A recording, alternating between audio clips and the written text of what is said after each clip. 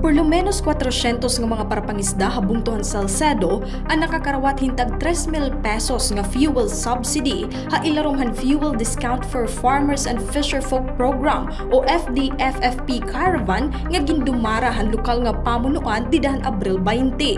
Inabot ha 1.2 million pesos nga balorhin fuel cards ang naipanhatag nga magagamit han mga benepisyaryo ha ira adlaw-adlaw nga pangisda. Panuyuhan na sabi nga programa nga mabuligan ang sektor han pangisda hapag atubang han padayon nga pag-umento han presyo han krudo ngan mga ayat han fuel crisis. Ngani sunod-sunod na ang rollback ha presyo han mga produkto petrolyo pero nagpapabilin lagi hapon ang kabug-atan sitwasyon ngan ang nasabi nga mga fuel assistance in temporaryo la pero dako nga bulig han nasabi nga sektor.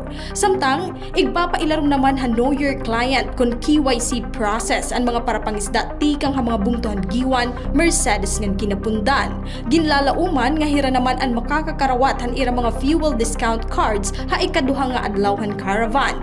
Sumalahiton Bifar Region 8 ha kabug-usan may ada 3,344 nga benepisyaryo ha bug-os nga Eastern Samar ha ilaronghan ikatulong nga tranche han programa. Inian na itala nga may pinakadamo nga mga benepisyaryo han FDFFP ha bug-os nga Rehiyon 8 yan nga tuig.